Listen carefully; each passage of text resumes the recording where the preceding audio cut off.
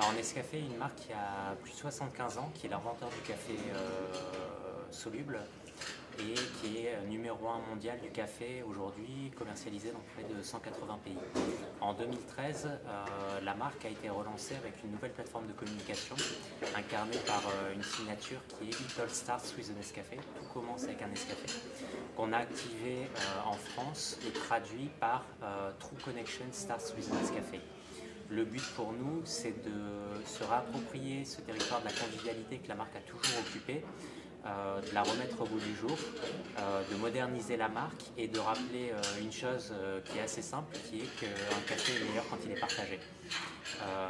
Pour accompagner cette transformation, on a lancé une première opération qui s'appelait Nescafé Ready Friends et qui avait pour principe de mettre en avant Arnaud, un parfait inconnu, qui partait à la rencontre de ses amis Facebook pour vérifier s'ils étaient réellement amis dans la vraie vie et pour lequel 30 vidéos ont été créées et ensuite diffusées sur YouTube.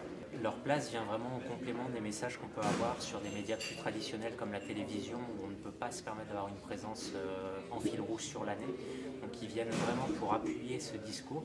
Finalement on utilise la télévision pour diffuser nos messages et puis ensuite on va utiliser les médias sociaux et notamment la vidéo en termes de création de contenu pour s'approprier ces messages, les approfondir et faire cette démonstration en vrai du pouvoir de reconnexion de la marque. D'accord. Est-ce que vous créez aussi, qui sont très à la mode, des web-séries où les gens suivent à chaque épisode l'évolution d'une histoire, développer une vraie stratégie de storytelling au sein de... Alors c'est ce qu'on a cherché à faire justement avec l'opération Nescafé Ready Friends. Si on met les 30 vidéos qui ont été créées pour l'occasion bout à bout, chacune d'entre elles faisant près de 4 minutes, on arrive à un format qui s'apparente à celui d'une série. Donc c'est une vraie web-série où les internautes étaient invités à découvrir chacune des aventures d'Arnaud et chacun de ses voyages.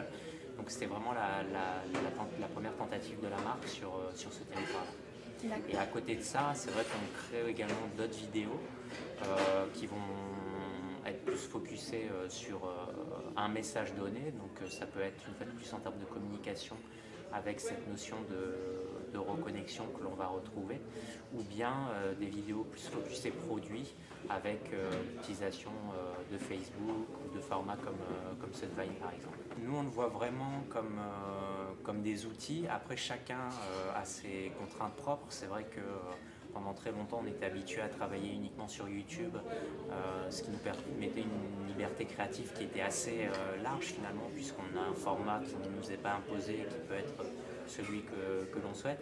Aujourd'hui, on a Facebook qui est de plus en plus présent. On voit en termes de consommation les parts exploser comparé à celle de YouTube, mais les formats sont beaucoup plus restreints. On parle de 15 secondes.